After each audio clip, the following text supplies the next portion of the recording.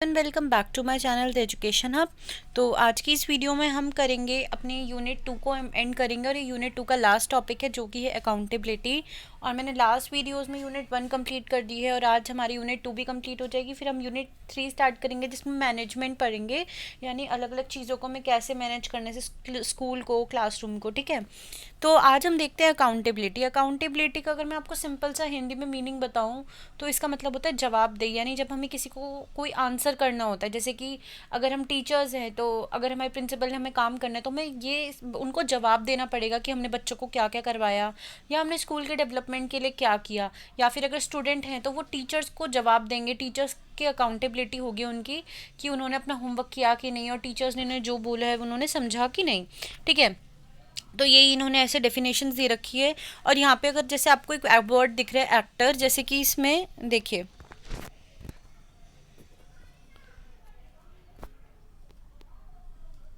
देखो जहाँ से यहाँ पे दिख रहा है social relation which in actors feel. Actor मतलब जिसको भी जवाब देना होता है, जो भी अकाउंटेबल होगा। जैसे कि अगर हम टीचर्स हैं तो हम हो गए एक्टर्स और हमें किसी को जवाब देना है तो ठीक है। तो सेलिएंट फीचर्स क्या होते हैं, यानी इंपॉर्टेंट फीचर्स क्या होते हैं अकाउंटेबिलिटी के। सबसे पहला तो ये एक एथिकल कॉन्सेप्ट है, यानी एथिक्स एंड वैल्यूज़, जिसके बारे में मैंने आपको पिछली वीडियो में बताया था। तो ये बताता है कि कैसा हमारा कोड ऑफ कंडक्ट होना चाहिए, कैसा हमारा बिहेवियर होना चाहिए। ठीक है, अकाउंटेबिलिटी तभी आएगी जब हम अपनी रिस्पॉन्सिबिलिटी को एक्सेप्ट करेंगे प्रॉपरली। ऐसे कि अगर हमारे प्रिंसिपल ने हमें एक टास्क दिया है, अगर हम उस टास्क को एक्सेप्ट ही नहीं करेंगे तो हम उन्हें जवाब कैसे देंगे आगे जाके। ठीक है, और ये ट्रांसफ़र नहीं हो सकता, यानी अपना ड्यूटी हम किसी और पे ट्रांसफ़र नहीं कर सकते, इसे हम मना नहीं कर सकते। और जैसे ही हमें ड्यूटी मिलती है हमें वो तभी के तभी करनी होती है गिवन टाइम पीरियड के अंदर, मतलब जितना भी उसका टाइम हो। ठीक है, और ये कॉन्टीन्यूस प्रोसेस होता है, ऐसा नहीं है कि एक बार कर लिया या फिर आज मन करा आज कर लिया, आज नहीं मन करा तो नहीं करा। तो ये फिक्स्ड होता है। अकाउंटेबिलिटी एमर्जेस ऑटोमेटिकली, ये फिक्स्ड है और ये हमारे अंदर से आती है। यानी कि अगर आप खुद डेडिकेटेड हैं अपने वर्क के लिए तभी आपके अंदर अकाउंटेबिलिटी आएगी। अगर आप सीरियस ही नहीं होंगे तो अकाउंटेबिलिटी नहीं आएगी। ठीक है, इट कैन बी स्पेसिफिक और जर्नल इन नेचर। अब देखिए स्पेसिफिक और जर्नल इन नेचर का क्या मतलब है। A teacher is accountable for the specific responsibility. अब देखिए टीचर जो होगी वो किस किस क्या क्या रिस्पॉन्सिबिलिटी होगी उसकी। एग्जामिनेशन की भी हो सकती है ड्यूटी, या रोज की ड्यूटी भी हो सकती है। तो ऐसा नहीं है कि एक सिंगल ही ड्यूटी होती है, अलग अलग हो सकती है, वो सिचुएशन पे डिपेंड करेगी। ठीक है, अब हम ये देखते हैं अलग अलग लोगों की क्या क्या अकाउंटेबिलिटी होती है। जैसे सबसे पहले स्टेट देखते हैं, या स्टेट गवर्नमेंट एजुकेशन मिनिस्टर, ये किस चीज़ के लिए अकाउंटेबल होंगे। करिकुलम इन्हें फ्रेम करना है। करिकुलम का मतलब आपको पता होगा, नहीं पता तो मैं एक बार बता देती हूँ। करिकुलम वो एक ऐसी चीज़ होती है जिसके अंदर हमारा सब कुछ आता है। जैसे कि बच्चों को क्या करवाना है, पढ़ाई से रिलेटेड भी, एक्स्ट्रा एक्टिविटीज से रिलेटेड भी सब कुछ उसके अंदर आता है। अब ये देखिए एजुकेशनल पॉलिसीज़ बनाना, टाइम को एलोकेट करना, फंड्स वगैरह प्रोवाइड करना, रिसर्च वर्क करना, टेक्स्ट बुक बनवाना, और जो ट्रेनिंग करवानी, इन सर्विस और प्री सर्विस ट्रेनिंग करवानी है, जो टीचर्स लग गई हैं और जो लगने वाली हैं उनकी ट्रेनिंग करवानी। ठीक है, और टीएलएम को प्रिपेयर भी कराना, फिर ये चेक करना कि वो सही था या नहीं, रिवाइज करवाना, ये सारा काम इन अथॉरिटीज़ का होता है। टीचर्स को रिक्रूट करना, यानी टीचर लगाना, स्टाफ लगाना, सपोर्टिंग स्टाफ लगाना स्कूल में। अब देखिए स्कूल बोर्ड या फिर डीओई का क्या काम होता है। इनका होता है प्लानिंग और प्रिपेयरिंग एनुअल बजट, यानी साल का कितना बजट होगा। प्रॉपर इंफ्रास्ट्रक्चर, यानी कि टेबल, ब्लैक बोर्ड या फिर जो भी चीज़ें हैं वो प्रॉपरली हो और स्कूल में इक्विप हुई हों प्रॉपर। स्कूल्स को बजट देना प्रॉपर, मतलब स्कूल का कितना बजट होना चाहिए, स्कूल को कितनी नेसेसिटी है, वो सब इनका ध्यान रोल होता है डीओई का। ठीक है, क्लासरूम प्रैक्टिस इंप्रूव करना, मतलब टीचर का ये ध्यान रखना कि वो क्लासरूम प्रैक्टिस ढंग से कर रही है कि नहीं। स्कूल की वर्किंग को मॉनिटर करना, स्कूल में कौन सी टेक्स्ट बुक लगेंगी, ये सब ध्यान रखना। ये किसका काम होता है, डीओई का काम होता है। अब देखिए स्कूल और प्रिंसिपल का क्या काम होता है, मतलब स्कूल का या प्रिंसिपल का क्या काम होता है। स्कूल रिकॉर्ड्स को मेंटेन करके रखना। ठीक है, सारे जितने भी रिकॉर्ड्स होते हैं स्कूल रिकॉर्ड्स। ठीक है, और ये देखना कि स्कूल में रेगुलर इंस्पेक्शन हो रहा है कि नहीं, ये प्रिंसिपल का काम होता है। ठीक है, अब टीचर्स असाइन करना कि कौन सी क्लास की कौन सी टीचर होगी और उन्हें सुपरवाइज भी करना।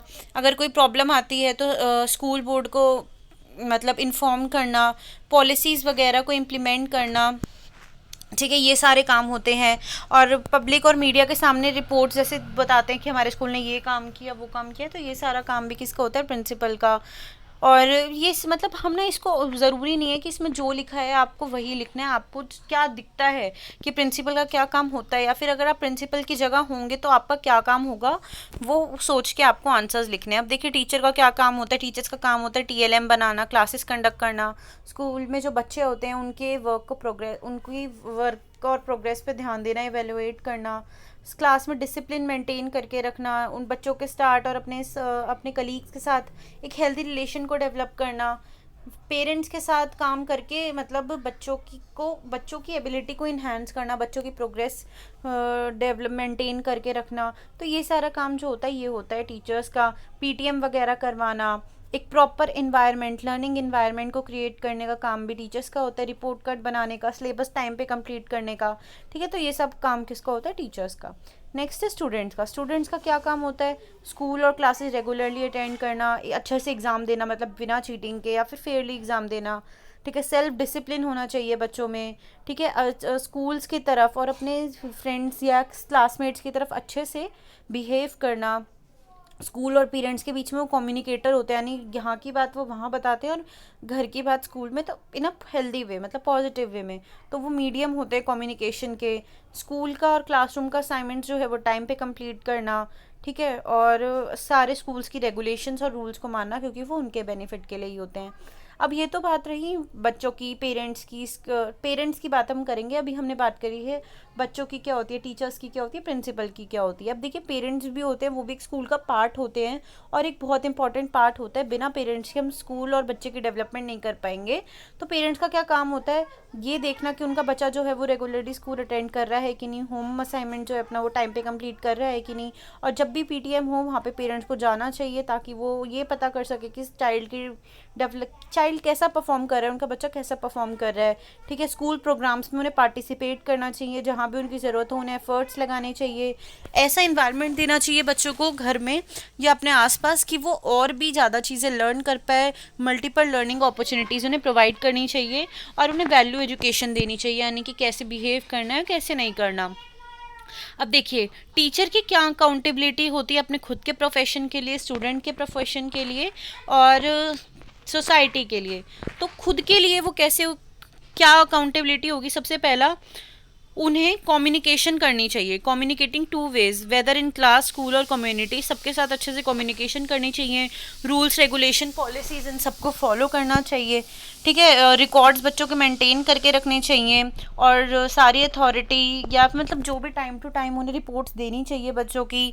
ठीक है, और जो भी उन्हें क्लास मिली है उस क्लास में प्रॉपर टाइम पे जाना चाहिए। स्टूडेंट्स में कॉन्फिडेंस बना के रखना चाहिए। ऐसा नहीं है कि कोई बच्चा आपको अपना कोई सीक्रेट बता रहा है और आपने पूरी क्लास में उसे बता दिया, तो एक हेल्दी रिलेशन मेंटेन करके रखना चाहिए। प्रिंसिपल के साथ अच्छी पोजीशन होनी चाहिए, मतलब वो भी जो भी ड्यूटी दें वो अच्छे से फॉलो करना है। जो भी रिसोर्सेज हैं उसे प्रॉपरली उन टीचर्स को यूज़ करना है। सेमिनार्स वगैरह ये सब अटेंड करनी चाहिए टीचर्स को, ताकि उनकी नॉलेज इंप्रूव हो। अब स्टूडेंट्स के प्रति टीचर्स की क्या अकाउंटेबिलिटी होगी, लेसन प्लान बनाना ही हमने ऊपर भी पढ़ा है। प्रोग्रेस रिपोर्ट बनाना, बच्चे ने कितना प्रोग्रेस करा है, उनका लर्निंग इन्वायरमेंट को अच्छा मेंटेन करके रखना ताकि बच्चा अच्छे से स्कूल इन्वायरमेंट में पढ़ पाए। बच्चों को अपॉर्चुनिटीज़ देना कि वो पार्टिसिपेट कर पाए लर्निंग में, मतलब उस बच्चे की कोई भी कास्ट हो, कोई भी रिलीजन हो, कोई भी जेंडर हो, या बच्चा डिसेबल हो, कोई भी हो, सबको टीचर को बच्चों को एक समान मानना चाहिए। ठीक है, बच्चों की ग्रोथ पे ध्यान देना चाहिए, सुपरवाइज करना चाहिए उन्हें, करिकुलम इम्प्लीमेंट करना चाहिए, फीडबैक देते रहना चाहिए time to time.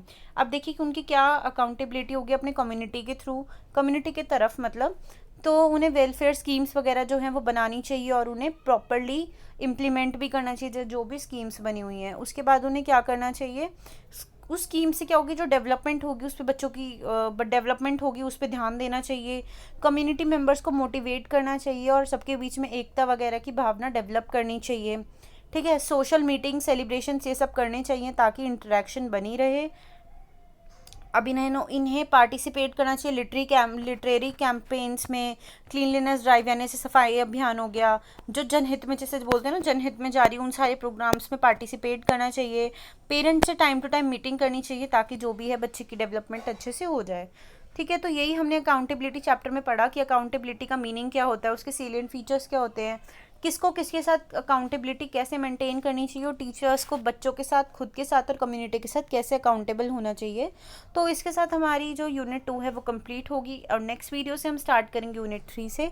So hope है आपको वीडियो समझ आई होगी। अगर आपके कोई भी डाउट्स होते हैं तो आप कमेंट सेक्शन में पूछ सकते हैं, या फिर टेलीग्राम का लिंक मैंने डिस्क्रिप्शन में मेंशन किया हुआ है आपको, या फिर आपको चैनल के अबाउट सेक्शन में से मिल जाएगा, वहाँ पे भी आप अपने डाउट्स पूछ सकते हैं। And if you like watching the education of videos, to do subscribe to my channel. Thanks for watching.